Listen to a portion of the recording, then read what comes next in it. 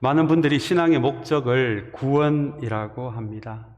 맞는 말 같습니다만은 전적으로 맞는 말은 아닙니다. 왜냐하면 성경은 구원이 우리의 신앙의 목적이 아니라 우리의 신앙의 출발점이라고 이야기하기 때문입니다. 만약에 구원이 신앙의 목적이라면 우리의 구원이 이루어지는 순간에 우리는 가능하면 빨리 이 땅을 떠나서 하나님 나라로 가는 것이 우리에게 좋은 일이 될 것입니다. 오래된 복음성가 중에 이 세상은 나그네 길이라는 찬양을 여러분 기억하신 분들이 계십니까? 그 중에 가사를 제가 한번 읽어드리겠습니다. 한 부분을 읽어드리겠습니다.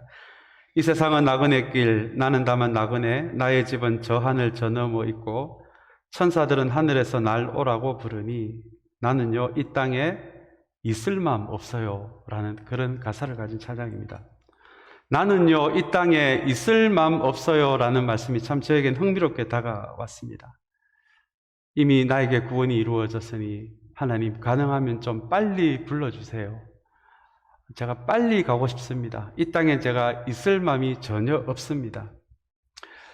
아마 이 찬양의 가사를 지으신 분이 어떤 마음으로 이 찬양을 지었는지는 충분히 이해가 되지만, 그러나 성경은 단순히 우리가 천국 가는 구원을 우리의 신앙의 목적이라고 이야기하지 않고 이 땅에서의 우리의 신앙의 출발점이라고 이야기합니다. 여러분, 출발점이라고 이야기한다는 그 의미는 우리가 이 땅에서 살아가는 동안 우리가 언젠가는 주님과 주님을 얼굴과 얼굴을 대하기 이전에 이 땅에서 하나님이 우리가 하기를 원하는 그 어떤 일이 있다는 것을 의미합니다. 그것이 구원이 우리의 신앙의 출발점이라는 말씀의 의미입니다. 그것을 바울은 로마서 전체에서 구원 이후에 우리가 해야 할 일을 신앙의 성숙이라고 하고요, 이걸 교리적인 표현으로는 성화라고 이야기합니다. 많은 분들이 이 구원과 성화가 별개의 것으로, 구원이 끝이 나고 그리고 이어서 성화가 일어나는 것으로 이해를 합니다만은 여러분, 그렇지 않습니다. 우리 로마서 전체는 바로 구원 이후에 성화되어가고 성숙되어가는 이 과정을 구원의 한 부분으로 이야기를 합니다. 구원이 우리의 신앙의 출발점입니다. 그리고 성화를 통해서 성숙되어져 가는 과정을 통해서 우리가 주님을 얼굴과 얼굴을 배울 때 우리의 구원이 완성이 되는 개념이 로마서가 우리에게 이야기하고 있는 구원의 처음과 끝입니다. 오늘 우리는 이 구원과 성숙에 대한 이야기를 로마서를 통해서 함께 조금 살펴보고자 합니다. 로마서는 여러분들이 잘 아시는 대로 로마에 세워진 교회에 바울이 보낸 편지입니다. 로마 교회의 대부분은 유대인들이 아니라 이방인들이었습니다. 그래서 바울은 이 로마서를 통해서 이방인들에게 구원이 무엇인지, 그리고 구원 이후의 성화가 무엇인지, 그래서 구원이 어떻게 시작이 되고 완성이 되는지를, 이 교리에 관련된 이야기를 이 사람들에게 들려줄 필요를 발견하고 기록한 성경이 바로 로마서입니다. 그렇다면 여러분, 이 바울은 이 구원 이야기, 그리고 구원이 완성되어져 가는 성화에 관련된 이야기를 어떻게 로마서에서 풀어가고 있을까요? 언제 한번 기회가 되면 이 로마서 전체를 한번 강해를 할 계획을 가지고 있습니다만, 오늘 간단하게 말씀드리면 바울은 로마서를 기록할 때 1장부터 4장까지는 어떻게 구원을 받을 수 있는지에 대해 이야기하면서 믿음에 대해 이야기를 하고요, 그리고 5장부터 8장까지는 소망에 대해 이야기를 합니다. 그리고 12장부터 16장까지, 중간에는 다른 이야기를 조금 한 다음에 12장부터 마지막 16장까지는 사랑에 대해서 이야기를 합니다. 우리 고린도전서 13장에서도 바울이 믿음, 소망, 사랑은 항상 있을 것인데, 아마 이 말씀 다 기억이 나실 것 같아요. 이것을 로마서에도 가져와서 로마서에도 전체가 믿음 이야기, 소망 이야기, 사랑 이야기로 그렇게 진행을 하고 있는 것이, 여러분, 그것이 바울이 로마서를 기록한 방식입니다. 바울이 고린도전서에서도 믿음, 소망, 사랑을 이야기하고 로마서에서도 믿음, 소망, 사랑 이야기를 한다는 것은 바울이 생각했을 때 이 믿음, 소망, 사랑이 신앙의 가장 중요한 본질이다라고 이렇게 생각하고 있음을 우리에게 말해주고 있습니다. 오늘 이 11월 달 마지막 주일입니다. 다음 달부터는 12월이어서 이제 겨울철이 시작이 된다라고 우리가 생각을 해볼 수 있을 것 같고요. 그래서 오늘은 이 추수의 달인, 감사의 달인 11월의 마지막 이야기를 이 소망 이야기로 함께 좀 은혜를 나누고자 합니다. 이 믿음, 소망, 사랑 이야기가 우리의 신앙의 본질 이야기인 것을 기억하면서 이 11월 풍성한 감사의 달에 우리 첫째 주에는 사랑에 대한 이야기, 둘째 주에는 믿음에 대한 이야기, 또 지난주에는 감사에 대한 이야기와 함께 오늘은 이 11월 마지막 로마서를 통해서 소망의 이야기로 오늘 이 풍성한 가을의 끝자락을 함께 좀 나누고 싶습니다. 오늘 이 바울이 로마서 전체를 믿음, 소망, 사랑 이야기를 우리에게 들려주는 것을 바라보면서 사랑하는 여러분, 저와 여러분들의 신앙의 여정, 그리고 우리 토렌 참사랑교회 신앙의 여정이 다른 어떤 이야기가 아니라 우리의 신앙의 연수가 되어질수록, 우리 공동체의 신앙의 연수가 되어질수록 저와 여러분들의 이야기 안에, 또 우리 참사랑교회 공동체 안에 다른 어떤 것보다도 믿음 이야기, 사랑 이야기, 감사하는 이야기, 그리고 오늘 우리에게 들려줄 이 소망의 이야기가 풍성하게 넘쳐나는 그런 우리 참사랑교회, 그리고 저와 여러분들의 신앙의 여정이 되시기를 주님의 이름으로 축복합니다. 오늘 우리 로마서 5장 1절의 말씀을 먼저 좀 한번 살펴보기를 원하는데요. 우리 5장 1절의 말씀을 제가 한번 읽어드리겠습니다. 그러므로 우리는 믿음으로 의롭다 하심을 받았으므로 우리 주 예수 그리스도로 말미암아 하나님과 더불어 평화를 누리고 있습니다 라는 말씀입니다. 아무래도 이 로마서가 예수님의 복음서 같은 스토리가 아니라 조금은 딱딱하게 여겨지는 이 교리 이야기가 계속 이어지다 보니까 조금은 딱딱하게 들려줄 수도 있는 것이 바로 이 교리 이야기인데요. 이 교리 이야기는 딱딱하기는 하지만 이 딱딱한 이야기가 우리에게 분명한 방향을 주고 우리에게 나침판 같은 말씀이 되기도 하는 것이 바로 이 로마서 같은 교리에 관련된 이야기입니다. 그래서 오늘 좀 딱딱한 음식을 조금 먹을 텐데요. 좀 딱딱한 교리 이야기지만 오늘 이것이 다시 한번 우리 신앙의 분명한, 우리의 신앙의 내비게이션 같은 그런 말씀이 되기를 소망합니다. 오늘 1장부터 4장까지는 믿음에 관련된 이야기여서 오늘 5장 1절에는 앞에서 이야기한 믿음에 관련된 이야기를 이렇게 한마디로 정리를 하고 이제 2절부터 소망 이야기가 시작이 됩니다. 1장부터 4장까지 바울이 기록한 이 전체 이야기를 단 한 줄로 요약을 한 것이 우리는 믿음으로 의롭다 하심을 받았다라는 말씀입니다. 앞에 나온 1장부터 4장까지는 어떻게 하면 우리가 구원을 받을 수 있느냐, 우리의 신앙이 어떻게 출발될 수 있느냐에 대한 이야기입니다. 믿음으로 의롭다 하심을 받았다. 아마 여러분 교회에 조금 다니신 연수가 되신다면 이 말씀 아마 지겹도록 들은 말씀일 것 같습니다. 이 의롭다 하심을 받았다, 믿음으로 의롭다 함을 받았다. 여러분, 이것을 여러분들은 어떻게 이해를 하고 계십니까? 우리 모두에게 익숙한 이야기지만 오늘 이 전체 믿음 이야기를 이해해야 소망 이야기가 이해를 할 수 있어서 조금 앞에 나온 이 1절의 말씀으로 믿음 이야기를 조금 정리를 해보고자 합니다. 여러분, 믿음 이야기, 또 믿음으로 구원을 받는다라는 이야기에서 우리가 반드시 해야 되는 이야기가 이 자기중심성이라는 이야기입니다. 일전에 우리가 토요 새벽 기도를 통해서 사사기의 말씀을 통해 우리 한번 은혜를 나누었는데요. 다시 한번 조금 소개를 하면 이렇습니다.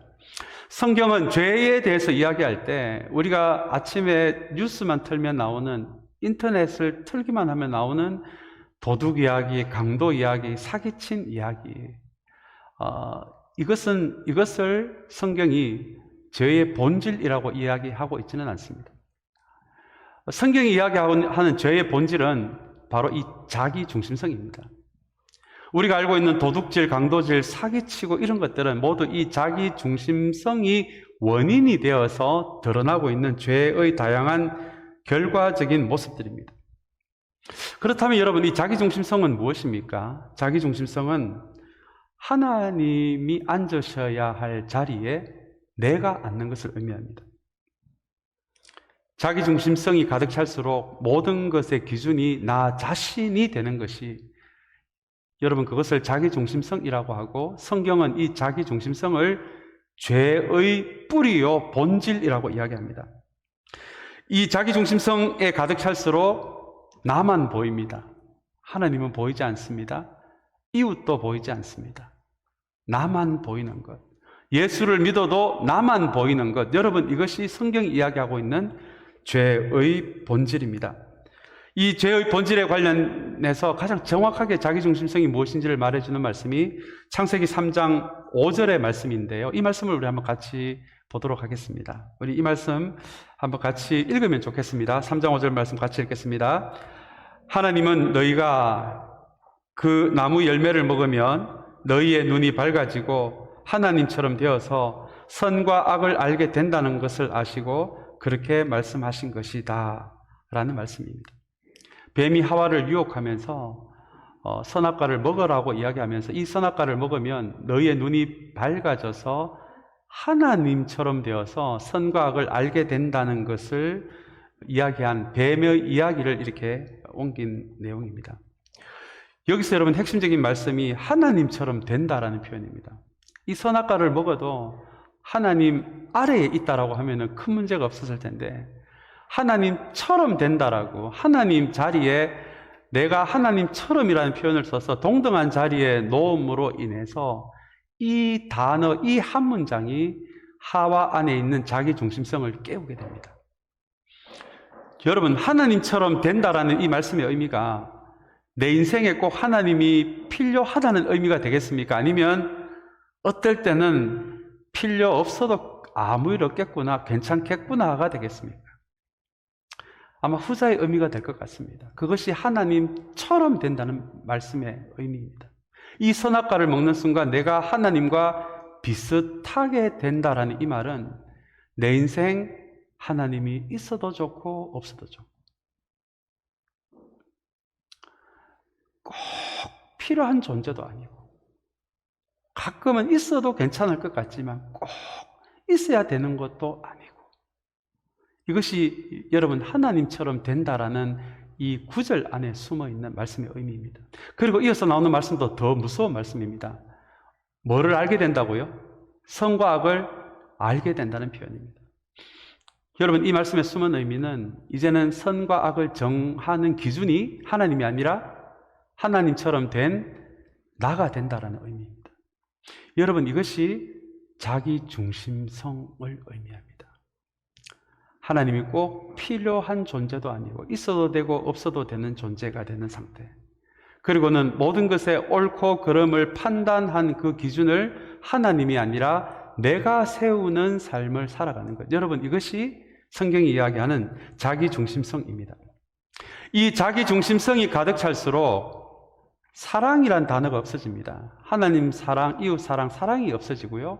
자기중심성이 가득 찰수록 이용이라는 단어가 마음속에 자리를 잡습니다. 나의 이익을 위해서 하나님을 이용하게 되고요. 나의 이익을 위해서 이웃을 이용하게 되고요. 심지어 비가 오는 장마철에는 공장에 폐수를 숨겨두었다가 비와 함께 한강으로 흘러보내는 것을 통해서 심지어 자기 이익을 통해서 자연까지도 이용하고 자연까지도 파괴하는 그 일이 자기 중심성으로 가득 찰 때 그 일이 벌어질 수 있다고. 그래서 이 자기 중심성은 하나님과의 관계를 깨트리고 이웃과의 관계를 깨트리고 자연과의 관계까지도 깨트리는 것이 여러분 이것이 성경이 이야기하는 자기 중심성입니다. 성경이 이야기하는 이 자기 중심성의 이야기에서 우리가 한 가지 기억해야 할 것은 이 자기 중심성을 우리는 해결할 수 없다라는 거예요. 이것이 여러분 구약의 역사입니다. 여러분 구약을 읽으면서 혹시 이런 점이 좀 궁금하지 않았습니까? 저는 구약을 읽으면서 이게 참 이전에 참 많은 저한테 의문을 주는 내용이었습니다. 구약에 보시면 이스라엘 백성들이 죄 짓고 벌 받고 노예로 끌려가서 회개했다가 또 죄 짓고 끌려가고 회개하고 끌려가고 회개하고 이걸 몇천 년을 반복을 합니다. 그런 이스라엘 백성의 모습을 구약은 숨김없이 우리에게 보여줍니다. 저는 처음에 이게 이해가 안 됐어요. 하나님께 한 대 좀 세게 맞으면 다시는 죄를 안 지을 것 같은데, 다시는 잘못된 선택을 안 할 것 같은데, 이스라엘 백성이 그것을 끊임없이 반복을 하고 있는 거예요. 여러분, 이것이 자기중심성이라는 죄의 뿌리가 얼마나 본능적이고 얼마나 본성적인 것인지를 우리에게 보여주는 내용입니다. 이 한번 깨어난 이 자기중심성은 결단코 인간의 힘으로는 해결할 수 없다라고 하는 것이 여러분, 구약이 우리에게 주고자 하는 인간에 대한 참된 지식 중에 하나입니다. 그래서 하나님이 세우기를 시작하신 것이 바로 하나님의 구원 계획입니다. 이것을 인간의 힘으로는 되지 않기에 하나님이 그분의 아들이신 예수 그리스도의 십자가에서의 자기 희생을 통해서 하나님과 우리 인간의 관계를 다시 회복시키는 하나님의 의를 드러나게 하셔서 우리의 자기 중심성을 하나님의 은혜로, 하나님의 의로 완전히 뒤엎어버리는 것. 여러분, 그것이 하나님이 계획하신 하나님의 구원 계획입니다. 이것이 로마서 1장 16절 17절에 자세하게 나타나 있는데요. 우리 로마서 1장 16절 17절이 우리 구원과 믿음을 이야기하는데 참 중요한 말씀이어서 우리 한번 같이 보기를 원합니다. 우리 한번 이 두 절의 말씀 같이 한번 읽겠습니다. 나는 복음을 부끄러워하지 않습니다. 이 복음은 유대 사람을 비롯하여 그리스 사람에게 이르기까지 모든 믿는 사람을 구원하는 하나님의 능력입니다. 하나님의 의가 복음 속에 나타납니다. 이 일은 오로지 믿음에 근거하여 일어납니다. 이것은 성경에 기록한 바 의인은 믿음으로 살 것이다 한 것과 같습니다. 여러분, 지금까지 잘 따라오고 계시죠? 이 딱딱한 교리 이야기입니다만은 잘 따라오고 계시리라 믿습니다. 오늘 이 구원에 대해 이야기하면서 17절에 하나님의 의라는 이야기를 바울이 합니다. 하나님의 의는 여러 가지로 이해할 수 있지만 구원과 연관해서는 하나님과 우리 인간과의 이 자기중심성으로 인해서 깨어진 관계를 다시 회복시킬 수 있는 하나님의 능력을 의미합니다. 그리고 이어서 나오는 이 하나님의 의가 어디에서 나타났다고요? 복음 속에 나타난다는 이야기를 또 바울이 이어서 합니다. 복음 속에 나타난다는 말은 예수 그리스도의 십자가 사역을 우리 복음의 핵심으로 우리가 이해를 한다면 우리 모든 하나님과 인간과의 깨어진 이 관계를 회복시킬 수 있는 하나님의 능력, 하나님의 의는 오직 십자가를 의미하는 복음에서만 나타난다는 의미가 되고요. 자, 그리고 이 일은 오로지 또 뭐에 근거해서요? 믿음에 근거해서 일어난다라고 바울이 이야기합니다. 여러분, 이 단어 하나하나가 우리에게 참 익숙한 단어지만 사실은 이 단어 하나하나를 파고들면 얼마나 깊은 이야기인지 모릅니다. 우리는 대개 이 믿음을 이야기할 때 마치 자판기에 동전을 넣으면 커피나 뭐 음료수가 한 캔 나오는 것처럼 우리의 믿음을 집어넣으면 구원이라는 이 뭔가 툭 튀어나오는, 그렇게 이해하시는 분들이 참 많으시더라고요. 여러분, 일리는 있지만 그렇지 않습니다. 오늘 17절에 나오는 이 믿음이라는 이 단어를 헬라어 성경에 보시면 이 믿음이 하나님을 향한 우리의 믿음을 의미할 뿐만 아니라 우리를 향한 하나님의 믿음도 포함이 된 말씀이 믿음에 근거하여 일어난다라는 말씀의 의미입니다. 다시 이야기하면 하나님께서 우리를 구원하시기 위해 십자가에 그분의 아들을 매달아 놓고 우리를 구원하시고자 할 때 그것을 우리가 믿음으로 받아들이면 하나님의 의가 우리의 자기중심성을 덮어버리는 그 모양새로 우리는 이야기를 하지만 오늘 믿음에 근거한다는 말을 조금 더 들어가 보면 우리가 하나님을 믿기 이전에 우리를 향한 하나님의 믿음이 먼저 있었다는 의미가 됩니다. 여러분, 이게 굉장히 중요한 이야기입니다. 우리는 그저 우리가 믿어서 구원을 마치 선물처럼 우리가 그저 얻어낸 것으로 그렇게 이해를 할 때가 많습니다만은 오늘 이 로마서 1장 17절의 말씀은 우리가 하나님을 향해 하나님을 우리가 믿기도 전에 그 이전에 우리를 향한 하나님의 믿음과 하나님의 사랑이 먼저 있었다는 것입니다. 이것이 구원의 시작이라는 의미예요. 여러분, 제가 이 믿음이라는 단어를 묵상하면서 얼마나 은혜가 됐는지 모릅니다. 우리 보통 그렇게 하지 않습니까? 우리의 조금 철없는 자녀를 향해서도 가끔은 나 너 믿어 그러잖아요. 나 너 믿어. 때로는 그 자녀가 잘못된 선택을 하려고 할 때 부모의 나 너 믿어라는 이 단어가 붙들어주기도 하잖아요. 그래서 자신의 부모에 대한 신뢰도 이 아들이 먼저 부모를 믿는 것이 아니라 이 아들을 부모가 먼저 믿어줬기 때문에 부모를 향한 신뢰가 생기는 것과 같은 이치로 이 주님이 이미 십자가에서 이루어 놓으신 일을 믿음이라는 자판기에 동전을 넣으니까 구원이 척커덕 나오는 것이 아니라, 그렇게 구원이 값싼 것이 아니라 우리의 믿음이 시작되기도 전에 하나님은 끊임없이 구약을 통해서 또 반복하고 자기중심성을 반복하는 우리들을 그럼에도 불구하고 우리를 먼저 믿어주셨다는 거예요. 우리를 먼저 사랑해 주셨다는 거예요. 여러분, 이것이 오늘 이 1절에 나오는 믿음으로 의롭게 된다라는 말씀의 의미입니다. 우리가 잘해서 구원을 얻어낸 것이 아니라 우리의 믿음이 가능하게끔 우리를 먼저 믿어주신 그 믿음이 있었기에 우리의 믿음으로 우리의 힘으로 해결 안 되는 이 자기중심성 죄의 뿌리를 하나님이 십자가를 통해서 하나님의 의로 덮어버렸다. 여러분, 이것이 구원의 의미이고 우리 신앙의 첫 출발점입니다.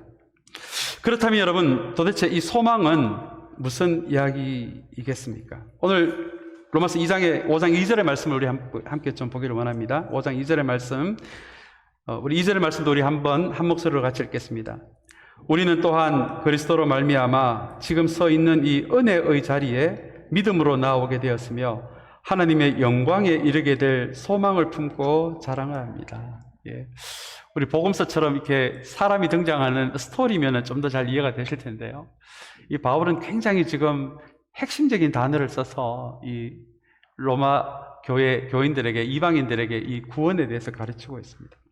우리가 예수 그리스도를 우리의 주님으로 우리의 마음의 중심에서 우리를 향해 먼저 시작된 주님의 믿음을 의지해서 그 위에 우리의 믿음을 올려놓을 때 구원이 이루어지고요. 우리 신앙의 첫 출발이 되고 그 다음에 벌어지는 일은 은혜의 자리에 나아가게 된다라고 바울은 이야기합니다. 이 말은 다른 이야기로 하면 우리가 구원을 얻는 순간 드디어 은혜를 아는 사람이 되었다라는 의미가 됩니다. 가끔 목사님, 저는 제가 구원 받았는지 안 받았는지 헷갈립니다라는 분들 가끔 계세요. 저도 한때 그랬던 것 같습니다. 근데 여러분, 5장 2절의 말씀에 비추어 본다라면 만약에 여러분들이 하나님의 은혜를 아는 사람이 되었고 또 하나님의 은혜를 찾는 사람이 되었다라면 여러분, 그것이 이 5장 2절의 말씀에 의하면 여러분들이 구원을 받았다라는 의미가 됩니다. 구원을 받지 않는 사람은 이 구원은 우리가 잘해서 얻어낸 것이 아니고 전적으로 하나님의 믿어줌에서 시작이 되고 하나님의 사랑에서 시작이 되었기에 내가 구원을 받은 사람이다라는 것이, 그 구원이 나에게 분명히 첫 출발점이 된 사람들은 틀림없이 그 증거가 하나님의 은혜를 아는 사람이 된다라는 말씀의 의미입니다. 만약에 내가 나를 구원받았다고 생각하는데 나에게 벌어진 일이 모두 당연한 것이 되고 그것이 나의 내세울 만한 업적이 되고 자랑이 된다라면 여러분들의 구원이 진짜인지를 한번 돌아보셔야 돼요. 5장 2절의 말씀은 그래서 구원이라는 이 첫 출발점을 통과한 사람에게는 은혜의 자리에 나아가게 된다. 은혜가 무엇인지 알게 되고 내 인생 하나님의 은혜가 없으면 살아갈 수 없는 인생이 되고 하나님의 인도하심과 하나님의 공급하심과 하나님이 주시는 분별력이 없으면 이 세상에 방향 없이 살아갈 수밖에 없는 사람이기에 이 하나님의 은혜가 없으면 나는 살지 못하는 사람입니다. 그 고백이 여러분들에게 있다라면 여러분들은 구원이라는 그 출발점을 통과한 사람입니다. 사랑하는 여러분, 다시 한번 이 감사의 달에 저와 여러분의 입에서 올 한 해 우리에게 이루어진 모든 일이 당연한 것이 아니라 하나님의 은혜임을 다시 한번 발견할 수 있는 저와 여러분들이 되시기를 주님의 이름으로 축복합니다. 우리 또한 이 2절에 보시면 이 중요한 표현이 나오는데요. 하나님의 영광에 이르게 될 소망이라는 표현이 나옵니다. 하나님의 영광에 이른다라고 하는 것은 언젠가 우리가 주님을 얼굴과 얼굴을 대하게 됐을 때 언젠가는 그 순간에 하나님의 영광에 참여하게 되는 사람이 된다라는 의미입니다. 그때까지, 그렇다면 우리는 구원이라는 출발점을 통과했고요. 그리고 언젠가 주님을 얼굴과 얼굴을 대할 때 하나님의 영광에 참여하는 그 일이 벌어지기 전까지, 그러면 그 사이에 무슨 일이 벌어집니까? 무슨 일이 벌어집니까? 자, 이것을 바울은 성숙과 성숙이라는 단어로 우리에게 설명을 합니다. 오늘 이 말씀을 또 자세히 보시면 하나님의 영광에 이르게 될 소망을 품고 무엇을 한다라고 되어 있습니까? 자랑을 한다라는, 이것도 여러분 헬라어 이 단어에 보시면 자랑을 한다라는 이 말씀이 나는 100% 확신한다라는 그런 말씀의 의미가, 확신이라는 의미가 자랑이란 단어 안에 숨겨져 있습니다. 그렇다면 여러분, 이 말씀이 무슨 의미일까요? 언젠가 나의 인생에 이 세상에 보이는 삶이 전부가 아니라 언젠가는 하나님과 주님과 얼굴과 얼굴을 대하는 그 순간이 언젠가는 벌어질 것이고, 그리고 주님과 얼굴을 대하는 그 일이 나에게 반드시 일어나게 될 것이다. 반드시 일어나게 될 것이다. 라는 의미가 자랑을 한다라는 말씀의 의미입니다. 여러분, 이것이 우리 성경이 이야기하고 있는 소망을 이야기하는데 굉장히 중요한 말씀입니다. 우리 성경 전체가 이야기하는 우리 소망에 관련된 공통적인 고백 하나는 언젠가는 우리 주님이 다시 오셔서 이 세상의 악을 온전히 바로 잡으실 그날이 반드시 온다라고 하는 것이 여러분 성경이 이야기하는 이 세상의 마지막에 벌어질 일입니다. 여러분, 이것이 우리가 일반적으로 이야기하는 희망과 다른 지점이에요. 우리가 이야기하는 일반적으로 희망한다라고 말하는 것은 우리가 그 미래의 일의 불확실성을 가지고 우리가 이야기하는 것이 희망입니다. 가령 내일 중요한 행사가 있는데 일기예보를 보니까 내일 비가 온다는 거예요. 그렇다면 중요한 행사가 있는 그 시간에는 비가 좀 안 왔으면 좋겠네 라고 우리가 그렇게 말한다면 그것은 일반적인 희망입니다. 이거는 미래가 불확실한 상태에서 우리의 막연한 기대예요. 그러나 성경이 이야기하는 소망은 조금은 다른 이야기입니다. 성경이 이야기하는 소망은 주님이 언젠가는 다시 오신다는 거예요. 다시 오셔서 이 세상의 모든 지금 굽어진 것들, 악의 영향력들을 단숨에 바로 잡으시는 그날이 반드시 온다라는 거예요.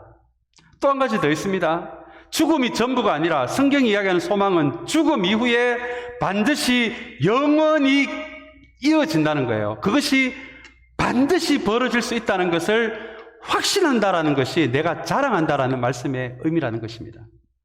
자, 그렇다면 이 성경이 이야기하는 소망이 무엇인지 우리가 조금 감을 잡을 수 있을 것 같아요.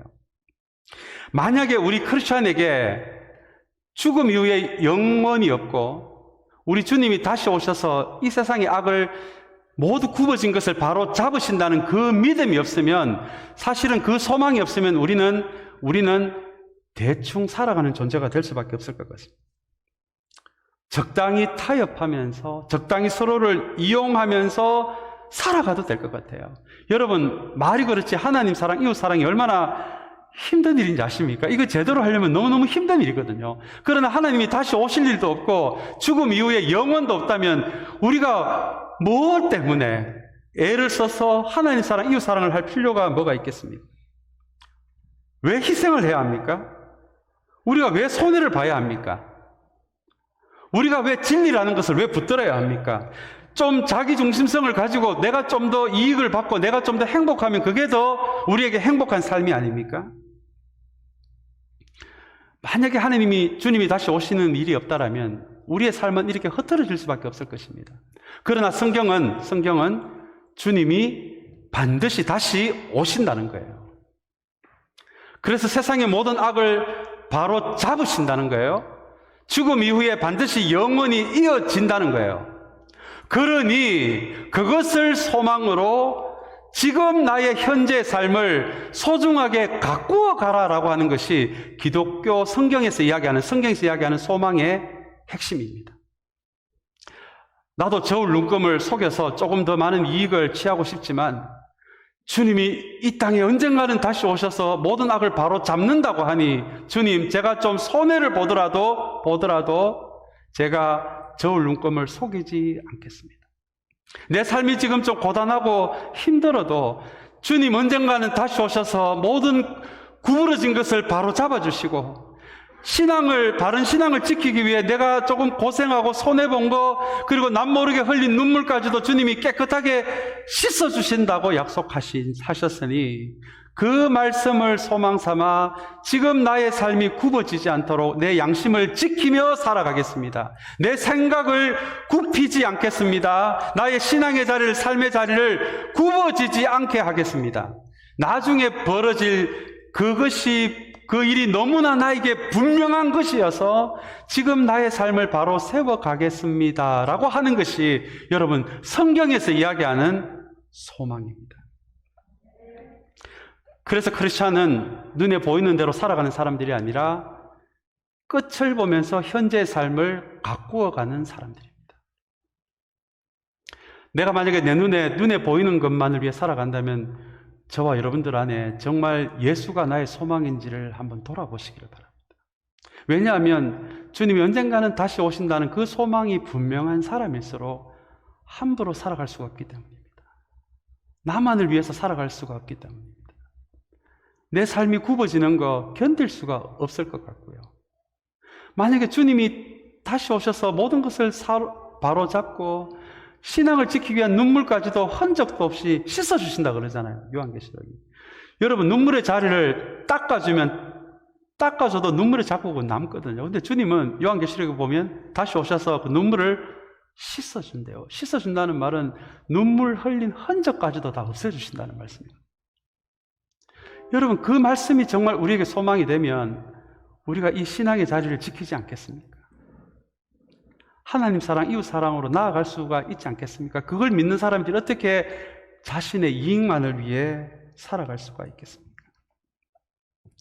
사랑하는 여러분, 다시 한번 우리 크리스찬은 나중에 끝에 벌어질 그 일이 분명하게 벌어질 일이기에 지금 현재 나의 사는 삶을 조금 고단한 삶이라고 할지라도 그 삶을 올바르게 세워나가는 사람이 하나님을 소망으로 삼은 사람들의 삶의 모습이라는 것을 여러분 반드시 기억하게 되시기를 주님의 이름으로 축복합니다. 바울은 이런 소망으로 살아가는 이 과정이 우리가 나중에 주님과 주님을 얼굴을 대할 때 우리가 하나님의 영광에 참여하기 전까지 우리에게 벌어져야 할 성숙으로 그렇게 우리에게 이야기를 하고 있는 것입니다. 이어서 로마서 5장 3절 4절은 성숙이 어떤 것인지를 조금 더 자세하게 설명하는데요, 우리 3절 4절도 중요한 말씀이어서 우리 한번 같이 읽겠습니다. 그뿐만 아니라 우리는 환난을 자랑합니다. 우리가 알기로 환난은 인내력을 낳고 인내력은 단련된 인격을 낳고 단련된 인격을 희망을 낳는 줄 알고 있기 때문입니다. 여러분, 이것이 바울이 이야기하고 있는 신앙이 출발하고 나서 주님을 만나기 전까지 우리가 해야 할 일입니다. 여기서 말하는 환난은 여러분 재수 없는 일이 아니고요, 내가 잘못된 선택을 해서 나에게 벌어지는 나쁜 일을, 좋지 않은 일을 환난이라고 말하지 않습니다. 여기서 바울이 말하는 환난은 내가 신앙을 지키고 양심을 지키고 성경의 가치를 지키다 보니까 내가 손해보는 모든 것을 의미합니다. 여러분, 이 세상을 움직이고 있는 법칙이 무엇입니까? 돈, 힘, 경쟁력, 삐뚤어진 성의식, 이런 것들이 여러분 이 세상을 지금 지배하고 있지 않습니까? 이 세상을 향해서 우리가 크리스찬이라고 사랑을 이야기하고 혹은 직장에서 정의를 이야기하고 나눔을 이야기하고 존중을 이야기하면 여러분 웃지 않습니까? 때로는 비웃음을 당하지 않습니까? 조금 전에 말씀드린 것처럼 남들은 다 저울 눈금을 속이는데 나는 저울 눈금을 똑바로 해서 물건을 팔다 보니까 남들보다 이익을 덜 얻지 않습니까? 여러분, 이것을 바울은 환난이라고 이야기하는데요, 근데 이 환난 안에 이 엄청난 신앙의 신비가 있는데요, 왜냐하면 환난에서 뭐가 나온다라고 이야기를 하고 있습니까? 인내가 길러진답니다. 여러분, 인내는요 그냥 이빨 깨물고 무조건 참는 것이 인내가 아니에요. 어떤 분들은 두고 보자라고 하면서 참는 분도 계시죠. 이런 인내는 그런 환난은 그 성경이 말하는 인내가 아니라 이건 한을 낳습니다. 한을. 네. 여기서 말하는 이 인내력은 지금 나의 삶이 어렵다라고 할지라도 이 삶에 대해서 하나님이 무엇인가를 하실 줄을 믿고 하나님에 대한 나의 자세를 흐트러뜨리지 않는 것을 여러분 성경은 인내라고 합니다. 자, 환난은 그런 인내력을 낳는데요. 이 환난이라는 것이 재수 없고 운명적인 그런 게 아니라 때로는 신앙을 잘 지키기 위해서 겪게 되는 나의 손해보는 거, 희생하는 거, 남모른 눈물들이 우리 안에서 하나님에 대한 자세가 흐트러지지 않는 그런 인내를 낳고요. 그리고 4절에 보시면 인내는 또 뭐를 낳습니까? 단련된 인격을. 여러분, 이게 너무 중요한 말입니다. 이 단련된다는 것은 신약시대에도 쇠를 단련하는 과정을 의미하는 의미가 바로 이 단련이라는 단어 안에 있습니다. 시뻘겋게 된 이 쇠를 망치로 계속 때리면 이 쇠가 어떻게 됩니까? 쇠의 조직이 더 조밀해져서 쇠가 더 단단해지잖아요. 참 바울이 여기서 참 놀라운 이야기를 하는 거예요. 우리가 힘든 일 안에 때로는 이 이민생활하면서 고달픈 일, 눈물을 흘릴 일도 얼마나 많습니까? 그러나 그런 일들 안에서도 하나님에 대한 자세가 흐트러지지 않는 사람은 그것이 그 사람에게 단단한 인격과 성품이 된다는 말씀입니다. 가끔가다가 그런 분을 만나요. 목사님, 저는 안 변합니다라는 분이 계시더라고요. 저는 안 변하더라고요. 그래서 저는 나중에 주님 앞에 갈 때도 지금 요 상태로 가렵니다. 이런 분들이 계시더라고요. 참 강 큰 분이세요. 정말 강 큰 분이세요. 왜냐하면 안 변하면 천국 못 가는데요. 왜냐하면 이 변하는 것이 구원의 완성이기 때문에 그렇습니다. 안 변해도 천국 간다 그러면은 여러분 그 구원이 도대체 뭐 어떤 구원입니까? 우리의 이 변화되는 과정은 구원의 한 부분으로서 구원이 완성되어져 가는 과정이기에 여러분 변하지 않으시면 안 돼요. 그래서 저를 변화시키려고 애쓰지도 마시고 저는 죽어도 안 변합니다. 이런 강큰 분들을 제가 제 목회 인생에 한 두세 번 만난 것 같아요. 여러분 그렇지 않습니다. 우리의 구원 이후의 과정에는 시뻘건 이 쇠를 망치로 두드려 맞는 과정이 필요해요. 이걸 하나님의 망치질이라고 합니다. 그래서 솜사탕처럼 이렇게 만져만 주시면 얼마나 감사하겠습니까?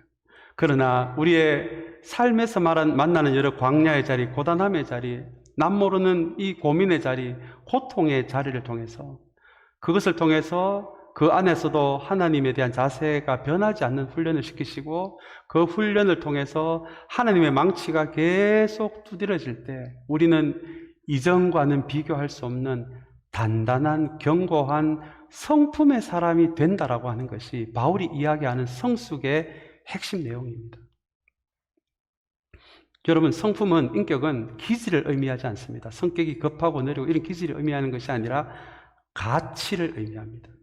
그래서 단단한 성품의 사람이 된다라고 하는 것은 그런 연단의 과정을 통해서 내가 하나님의 가치가 나에게 흔들리지 않는 사람이 된다라는 의미죠. 사랑, 정의, 공평함, 공정함, 존중함, 나눔, 함께감, 믿음, 소망, 이런 모든 하나님의 가치들이 나에게 단단하게 형성된다라는 의미가 견고한 성품을 가지게 된다, 단단한 인격을 가지게 된다라는 말씀의 의미입니다. 여러분, 이어서 우리 4절에 더 중요한 말씀이 나오는데요. 우리 희망을 우리 인내력은 인격을 낳고 단련된 인격은 뭐를 낳는다고요? 희망을 낳는다라고 이야기합니다. 이 희망이 우리 개역개정에는 소망으로 되어 있습니다. 여러분, 이게 무슨 의미입니까? 저 사람은 절대로 안 변할 줄 아는, 그렇게 알고 있었는데 어느 날 보니까 이 사람이 변해 있거든요. 하나님에 대한 자세도 더 또렷해지고 인격도 더 단단해져 가는 누군가를 보게 될 때 그 모습은 공동체 안에 희망을 주고 소망을 준다는 말이에요.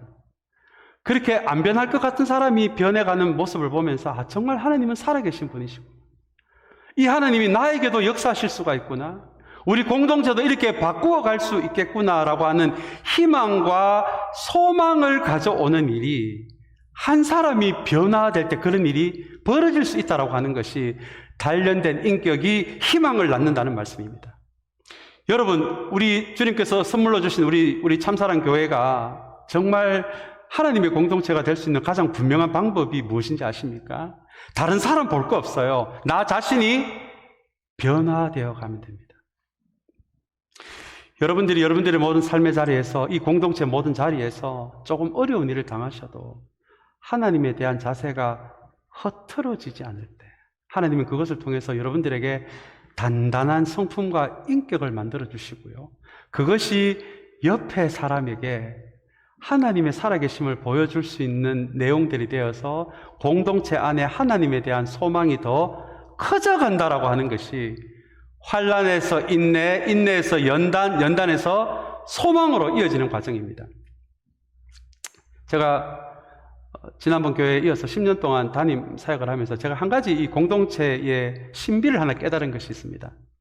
그것은 무엇이냐 하면, 이 공동체가 세상이 아니라 공동체가 하나님이 발갛게 달아있는 쇠를 망치로 내리치는 그 현장이다라는 그런 깨달음이었습니다. 우리는 가끔 사람과 사람의 만남에서 힘들어합니다.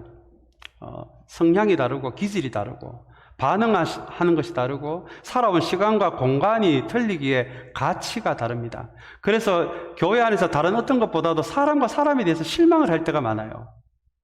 아무 생각 없이 내가 했는 한마디가 누군가에게는 아픔으로 다가가는 일도 많이 벌어집니다. 그런데 여러분, 이 공동체에 두신 하나님의 신비를 우리가 기억한다면, 그런 관계를 통해서, 나하고 잘 맞지 않는 사람들과의 관계를 통해서 이것을 여러분들이 인내와 인격된 단련으로 연결될 수만 있다면, 이 공동체 안에서 서로 다르다는 것이 우리에게 긴장을 주기만 하는 것이 아니라, 서로 다르다는 것이 때로는 내가 이해할 수 없는 누군가를 통해서 하나님은 나의 자세를 바로잡고 내 인격을 그분의 망치로 두드려 패서 우리의 인격을 더 단단하게 만드는 그 과정이 바로 나하고는 잘 맞지 않는 사람들을 통해서 그 일을 우리에게 이루어 낸다라는 것입니다.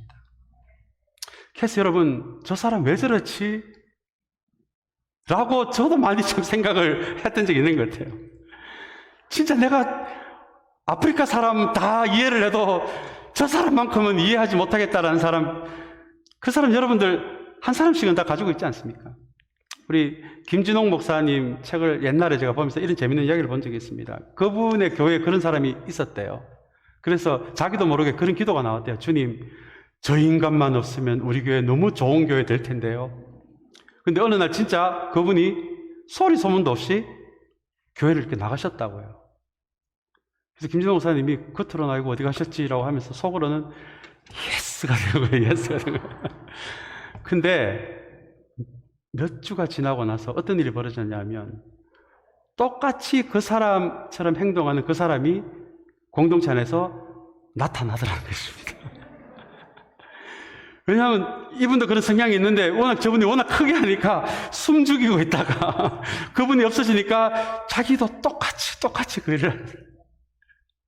그때 김진호 목사님도 이 공동체의 비밀을 알게 됐다는 거예요. 아, 하나님이 이렇게 다른 사람들끼리, 서로 생각이 다른 사람들끼리 모아둔 것은 교회 힘들어라, 그렇게 그걸 위해서 그렇게 하신 것이 아니라, 한 사람 한 사람 다른 사람들이 우리의 거울이 되어서 그 다른 사람들 앞에서도 우리가 하나님에 대한 우리의 자세를 흐트리지 않는 연습이 된다라면, 그것을 통해 하나님이 하나님의 망치로 우리의 인격을 잘 다듬어서 이전과는 비교할 수 없는 견고한 성품으로 만들어 주신다는 것이, 여러분, 이것이 하나님이 공동체에 두신 소망의 비밀입니다. 이제 마지막으로 5장 5절입니다. 이 소망을 이야기하면서 성령을 이야기합니다. 이 말은 우리 힘으로는 역시 이 성숙이 되지 않는다는 의미가 됩니다. 성령이 도와주셔야 됩니다. 성령은 구원의 영이 되시고 위로의 영이 되시고 생명의 영이 되시고 창조의 영이 되시기 때문입니다. 그래서 우리 크리스찬 중에 가장 어리석은 사람은 자기 힘으로 하려는 사람이고요. 가장 지혜로운 사람은 성령님 도와주세요라고 하는 사람입니다. 우리가 동행하시기 위해 하나님이 보내주신 하나님의 영이 바로 성령이기 때문에 그렇습니다. 말이 그렇지만 여러분 단련되어 가는 과정이 얼마나 힘이 들겠습니까? 그때마다 성령님 도와주세요. 도와주세요. 그것을 통해 우리의 신앙이 성숙함으로 나아갈 수 있다고 이야기합니다. 오늘 이 11월 마지막 날에 여러분 사랑 이야기, 믿음 이야기, 감사 이야기에 이어서 우리 소망의 이야기로 이 가을을 매점을 하려고 합니다. 오늘 앞에서 드린 말씀대로 여러분들의 신앙의 이야기, 삶의 이야기, 어려운 점도 많지만 그 어려운 일들 가운데서도 성령과 동행함으로 여러분의 삶의 이야기가 믿음의 이야기가 되고 사랑의 이야기가 되고 감사의 이야기가 되고 소망의 이야기가 되시기를 다시 한번 주님의 이름으로 축복합니다. 우리 같이 기도하겠습니다.